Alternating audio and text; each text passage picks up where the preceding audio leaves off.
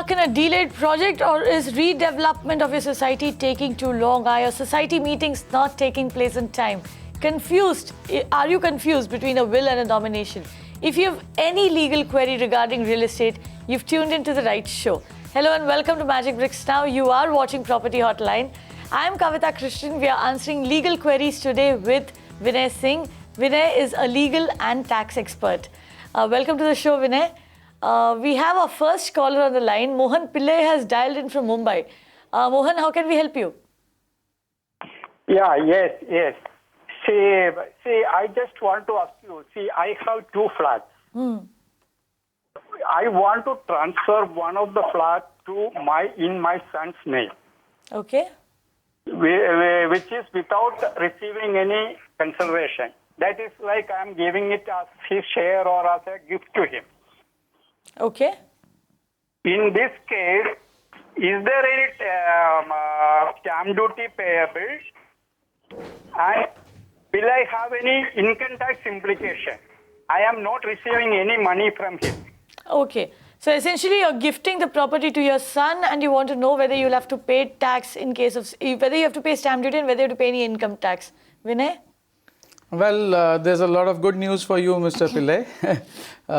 Effective last year, the government of Maharashtra has allowed you to gift properties to certain categories of people, including your children, and the stamp duty will be just 200 rupees. The registration fee till 1st of April this year was 30,000 rupees maximum. That too has been lowered to 200 rupees. So for just the sum of 400 rupees, you can transfer your immovable property to your son. That's number one. Number two, the other good news is that as per Income Tax Act, your son is a relative as defined under section 56. So therefore, there will be no tax implication whatsoever on either you or on your son. So just go ahead and do it. Right, so like Vinay said, that's a whole lot of good news for you. Moving on to an email query next, Mrs. Pereira says that her husband lost his father in 2013. Now, her father-in-law had selected her husband as a nominee of his property in 2004. This is signed by two witnesses. The documents and rent are on her husband's name. However, the society is now asking for an NOC from her sister-in-law for registration. She wants to know if this is compulsory and why it is needed. Vinay, I can see you smiling there. This is one of your favorite questions. Yes, it is. Because, societies are not aware of the law, secretary, chairman, etc., lay people. So everyone wants to just cover themselves. If you look at section 30 of the Maharashtra Cooperative Societies Act, no such NOC is required. You are not required to look into wills or letters of administration. You simply follow the nomination. If you read section 30, it says that once an application is made, the society has no choice but to transfer it to the nominee without going into the question of who are the legal heirs, etc.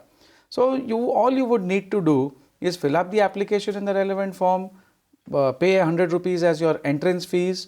Even the indemnity is not required unless there are multiple nominees. So in this case, since you said there's only one nominee, even that is not necessary.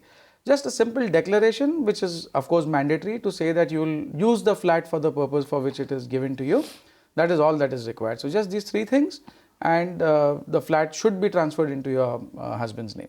So that's the answer there, Mrs. Pereira. You do not need an NOC from your sister-in-law. However, there is a difference when it comes to inheriting that particular property. Vinay, can you elaborate a little on the difference between the nominee of a property and the heir to a property? Well, the nominee is holding the property in trust for the real legal heirs. So if there is a will, then we follow the will. If not, then you follow your personal law. And those are the people who are the real owners of the property, who have the title. The nominee, of course, in this case, would be at least one of the people who has a share in the property. So if you need to transfer legally, you want to will it to, transfer it to somebody, you need to make a will. A nomination by itself is not sufficient, and that is something everyone should remember. Right. So that's a key takeaway coming for all of you right on top of the show. A nominee is not an heir. A nominee and heir are two different things. A nominee is merely a trustee for the property, and the property in a housing society, if you have a nominee, after your death, the property passes on to the nominee. However, when it comes to inheriting property, you need to have a will. And if there is no will, then the personal law that is based on the religion that you follow will be followed in this regard. So that is something that you need to keep in mind. Nominee and heir are two different things, right? We have a caller now who's requested anonymity. How can we help you? Good evening, Kavita and Vinay. Good evening. Evening. I want to ask you whether builder can withhold corpus fund and whether builder can pay less rent to few members who have objected to the redevelopment process for non-transparency or processes not followed, etc. Okay, the builders withholding corpus fund and paying lesser rent to certain members of the society. Yeah, they have objected because there were no transparency, no process followed. In fact, the committee got dismissed by MADA and administrator got appointed. These 4 members have objected to it. No, but was the builder changed or have you gone ahead with the same builder? Builder is same. The builder is the same, the committee has been dismissed. Vinay? Well, it's quite obvious that you are being targeted, and for the reason that you have raised objections in the past. I think the builder has no option but to stick to the agreement, and there is an agreement in place, I am presuming. So he has to follow that. If he is not doing so, then you should take it up immediately. And I suggest that you start by giving him a notice and pointing out that what he is doing is not right. And if it still persists, then you will have no option but to probably go legal. So you should look at that option as well. So here when you say go legal, which court should he be, We have, of course, both the options. You can go to your regular city civil court, or you can, otherwise go to consumer forum. But as we are seeing that the consumer forum tends to be more sympathetic to the consumer, that's what is there for in the first place. And you do get some amazing judgments out of there. So my recommendation, of course, always is that you go approach the consumer forum and you ask for whatever is your right. You already have an agreement, so I don't really see any issue except a little bit of a wait. Right. So you have to wait over there first, get in touch with the developer, ideally send him a legal notice asking for your dues. And if that is not possible, if nothing is working out, then you have to, like Vinay said, go legal, go to the consumer forum, and that will probably help you out. Narendra is on the line from Mumbai now. Narendra, how can we help you? Madam. Hello. Madam, I would like to sell my flat. Actually, the location of my flat is such that there is a big mosque outside my residence. No? Okay. And Hindu buyers are reluctant to buy the flat. And the offer which I am getting right now is below, market price. Mm-hmm. So I spoke this to my chairman. He told me that you cannot sell a flat to any Muslim party. So Okay. where do I stand? Sir? I don't know what to do. I am quite confused now. Narendra, it's very interesting that you've come to us with this question, because we have been pursuing this matter very actively on Magicbricks Now. Essentially, nobody can stop you from selling your flat to anybody else. As long as that person whom you're selling to is willing to give you money and you are willing to sell the flat to that person, I don't think the society has any say in that matter. What do you say, Vinay? What can he do now? Well, in the first instance, we have to go by Section 23 of the Maharashtra Cooperative Societies Act, which is very clear that it is an open membership and no society can refuse membership on grounds such as religion or your food habits and things like that. So what the chairman etc. is telling you is not correct. I think you are free to sell to whoever you like. You may face a couple of practical difficulties if the society persists in this. But you could always, the person you are selling to, he can always approach the registrar if the society is not accepting his application, and then the registrar will take it up from there and forward the application to the society and ensure that they take a look at the application and admit him as a member. This is not a valid reason, and the department also is very clear on this, that if this is the reason, that then they will rule against the society. So I think you can probably go ahead with selling to this Muslim gentleman. Right, so you can sell your property to whoever you wish to, as long as the person is willing to give you the money for that property, There is no law that can prohibit you from doing so, and no society can prohibit you Okay, I from got that your sale. point, madam, but what about the NOC? The person is asking for the NOC also, no? Suppose I sell the flat to the Muslim party, and he told me, the Muslim party told me that I should give him NOC. He needs a society NOC requirement. And Narendra ji, the fact of the matter is that legally the NOC from the society is not required. There is a notice to be given by the buyer and the seller to the society that we intend to enter into this transaction, and of course the name of your buyer would be there. So legally there is no requirement for an NOC, and you can actually conclude the transaction without that document. So you don't need an NOC there. However, if he does insist, what can he do? The buyer is insisting that there should be an NOC.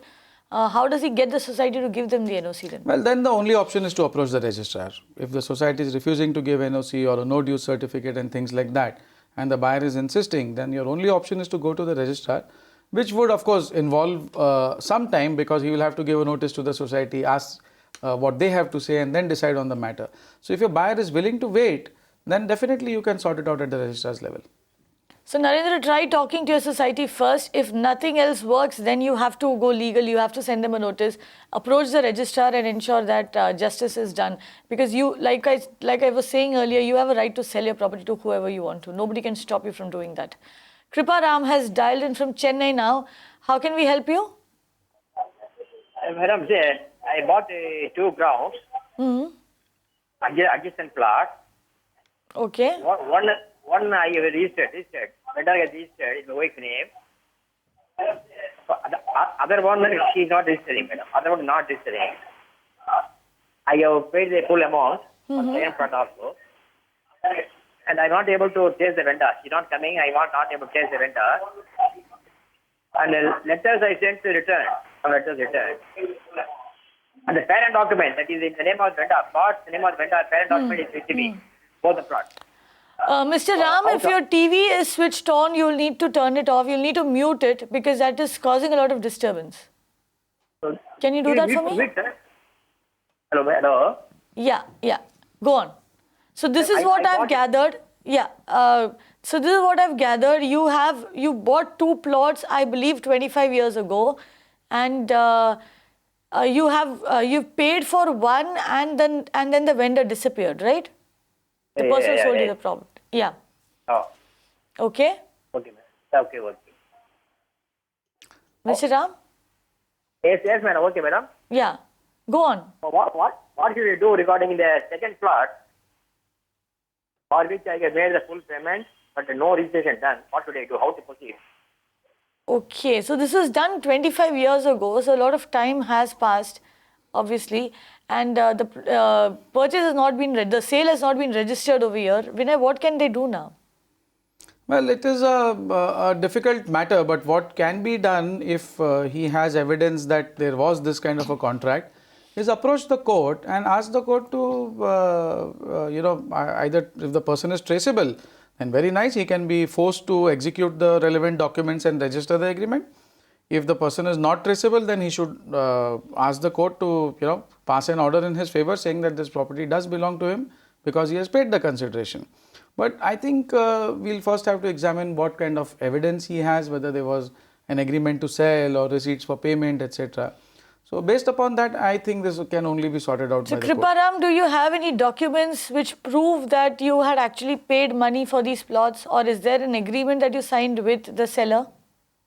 Yes, madam. Second. Mr. Ram, you'll have to turn off the TV. You'll have to mute your TV set. Yeah, go on. I not kept any document, madam. For the second plot, I don't have any record. You have no record for the second plot, no agreement also that you signed with the seller?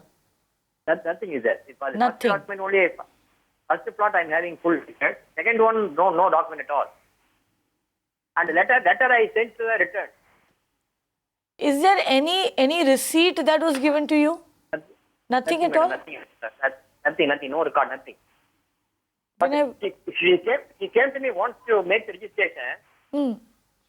But I told her to come up sometime. But she didn't turn up. I wrote 1 or 2 letters. And the letters were returned. undelivered. Mr. Ram, how did you make the payment of this money? Did you pay it by a check or demand draft or by cash?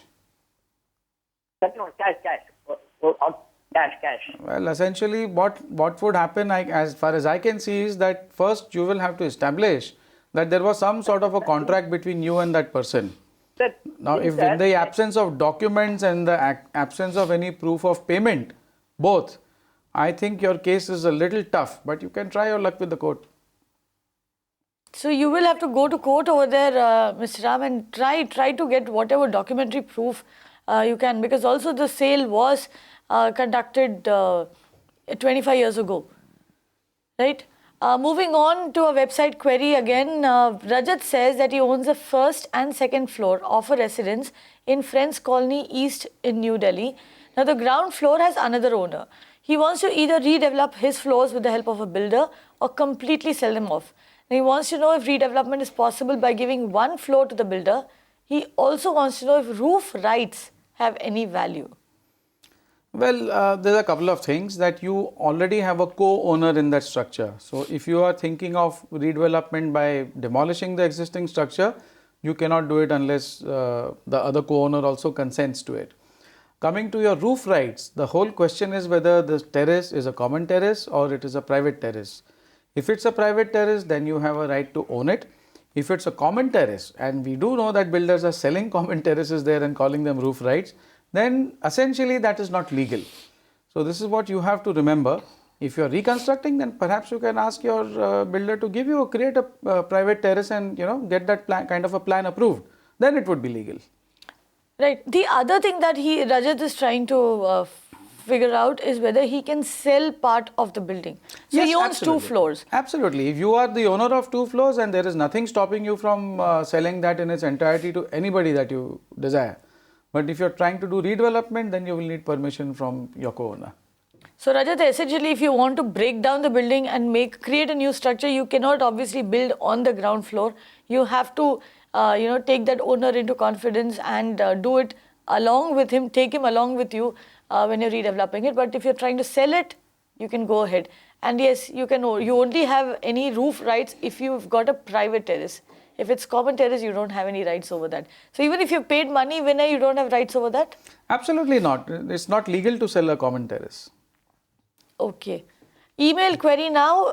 Mr. E. Koshi wants to know who will bear the costs of an apartment like electric meters, water meters, etc. prior to handover, the builder or the buyer. He also asks if the owner must bear the expenses for the time he does not have possession. That's a very interesting question there. Yes. Well, if you will see, especially the standard agreements that are in vogue in Maharashtra, the builder generally lays down very clearly that he will be charging you for the meter and for the electric installation and the water connection. And those amounts are mentioned and collected separately by the builder from you. So this is something which is subject to contract. If the builder agrees to pay for it himself, fine. If he says that you must pay and you have signed that kind of an agreement, then obviously you are bound to pay. Coming to the second part of your question, it's quite obvious that until and unless you have taken possession, there is absolutely no question of you paying any form of outgoings. So typically the agreements say that once the occupancy certificate is received, builder will give you a notice and he will give you a specified amount of time in which you must take the possession. If you have not taken possession within that time, you will still be liable to pay the outgoings. But till OC and till the notice and the time specified in your agreement elapses, you are not bound to pay anything in terms of outgoings or taxes. So Vinay, before we move on, what are the other payments that you are responsible for before getting possession? Now I know that there is a certain sum of money that you have to pay towards the maintenance corpus, towards the society corpus in fact. Apart from that, what else does a buyer need to be prepared to pay for? Well, there are the general taxes. You have service tax, you have VAT, that is one part of it. You have the consideration, of course. There may be other things. You see, what happens is that you must remember that this is an agreement, which means that you have also agreed to it. So please read those agreements before you sign them and understand what all are your liabilities. So you would be responsible generally for paying for the water connection, the electric connection, the society formation charges, the share certificate money if a society is to be formed, And sometimes you have a clubhouse, and there is something where you've agreed to buy in a membership and pay for that as well. So go through the agreement carefully, understand what is it that you are agreeing to before you sign on the dotted line. Yeah, and another thing that you do need to remember is that a lot of these charges that you will be paying to the developer are not really covered under your home loan.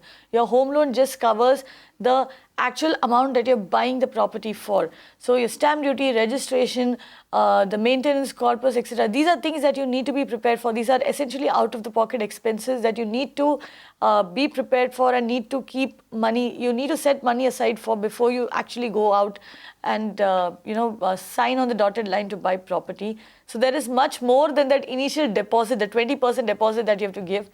You actually need to be prepared for much more than that. Right. Moving on, we have a website query. Inder writes in and says that he bought an apartment in Transcon Triumph in Mumbai during the pre-launch phase.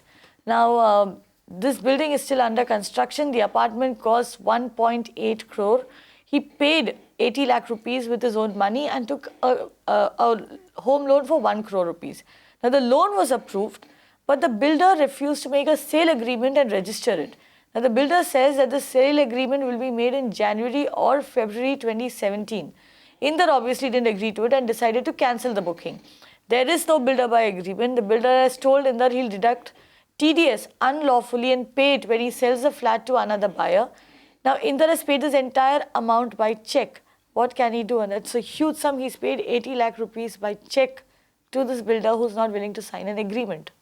Well, the builder is completely wrong here, and I can understand that your home loan would not get disbursed until and unless there is a registered document. No financial institution would release the funds unless the document is executed and registered. So this is clearly a problem created by the builder. We have section 4 in the Maharashtra Ownership Flats Act which deals with this situation, and this says that prior to accepting even a single rupee from a flat buyer, the builder has to execute and register the agreement. So clearly the builder is in the wrong. You have a right to cancel the agreement because he is refusing to execute it, and you can demand your money back together with interest. So I suggest you send a notice immediately, a legal notice pointing out the provisions of section 4 of MOFA, and demand your money back with interest. If that does not happen, then consumer court it is. Vinay, a lot of times, and I'm bringing this up because he says that he bought this property in the pre-launch stage. Now, in the pre-launch stage, there is no agreement that is signed. Typically, what they give you is a brochure, and if you're lucky, you get a receipt, against which you are then allotted the flat. I don't think you're even told which flat you're buying or which number of flat. It is very vague. I mean, and it is very scary. But that is how flats are sold in the pre-launch phase. What does a buyer do then? We have, I think, on this show made it very clear that you must not buy anything in a pre-launch stage, because a pre-launch stage means that the builder does not have approved plans in place. So what he is essentially selling to you is a pie in the sky. And if you are going in and booking a flat at that stage, you run the risk of the builder doing what he jolly well pleases, because as you pointed out, there is no agreement. So it does not define what are the builder's responsibilities. He will change it and he will twist it and do whatever he likes. So this is not correct. You must enter into an agreement with him, and the first question you must ask him is, show me the approved plans. So that then you can go ahead and say, all right, now you execute the agreement and let us define what are my rights, what are your rights, and what are our respective obligations. So essentially, even at the pre-launch stage, ideally you should not be buying in the pre-launch stage. But if you are buying in the pre-launch stage, do insist on an agreement, because that is the only proof that you really have that you paid this person so much money, and there is a flat against your name. That's all that you have. Fortunately for home buyers, though, RERA will be coming in soon, and once that comes in, you'll see the end of this pre-launch schemes, at least, which are doing the rounds in the market. Email query coming in. We have SS Verma, who says that his housing society follows a first come first served basis for car parking allotment. He says that the society can hold annual draws for car parking, but they're not willing to do so, since the current working committee, all the members are beneficiaries under the first come first served scheme. Now he wants to know what to do so that the society is forced to actually take up annual draws of parking space and be fair about it. Now, this is something that causes a lot of heartburn in housing societies across the board, Vinay. What can Mr. Verma do here? Well, if you look at the current model bylaws that came about in 2013, it is very clear that the society is supposed to evolve a scheme by which parking spaces can be allotted. These are contained in bylaws number 78 to 84. Bylaw number 81 makes it very clear that in case the number of members who are demanding parking is more than the slots available, then it should be done annually in accordance with whatever scheme has been framed by the general body. So I can see that there are people who are sitting pretty on these places and obviously they do not wish to part with it, but what they are doing is illegal. If your society has adopted the new model bylaws, which almost most societies have done so, then you would be fairly right in approaching the registrar if the society is refusing to listen to you and saying that what they are doing in terms of the allotment of parking is not legal at all. So that is the right place where you would have to take your complaint, and I'm sure that the registrar will force the society to follow the bylaws. Now, you're saying if the societies adopted these new model bylaws, yes, is there any time period within which all housing societies are supposed to adopt these bylaws? And is it mandatory? Is it binding on them to adopt it? Adoption of bylaws is never mandatory until and unless the registrar passes an order asking you to do it. So he has that power to direct you to adopt a set of bylaws, but if he hasn't done so, then it is largely the society's choice. Now, there have been significant amendments in the Maharashtra Cooperative Societies Act in 2013. So your old bylaws would not accommodate all these changes, such as, for example, a new category like active member has been introduced. So most societies have been told by the department to adopt, most societies have done it. But if you are going to rely on an older set of bylaws on the presumption your society has not adopted it, then there is no such provision in those older bylaws to say that there should be an allotment, by on an annualized basis. So that would present a complication. Right. So essentially what you need to do is ensure that your society adopts these bylaws. If not, go to the registrar. And that is something that all housing societies, in fact all home buyers who have tuned into the show should take note of. There are these new model bylaws that were issued in 2013, and if your society has not yet adopted it, be proactive and ask them to adopt it, because that covers a lot of ground which were not covered by the earlier bylaws. Another key takeaway, another thing that we learned today on the show is the difference between the nominee and an heir. The nominee does not become the heir to the property. The nominee is only a trustee of the property. He's holding it in trust. In a housing society, the property is transferred to the nominee. However, if you want to inherit property, that will need a will. The inheritance of property in the absence of a will can follow the personal law ascribed to that particular religion. So that is something that you need to keep in mind, and essentially at the end of it, it boils down to what we keep saying on Property Hotline and on this channel. If you have property, ensure that you will it, right? That's it on today's episode of Property Hotline. Vinay Singh, thank you very much for coming in. And if you have any queries related to real estate, do get in touch with us. We'll get the country's top experts to answer each and every one of your questions. Thank you very much for tuning in.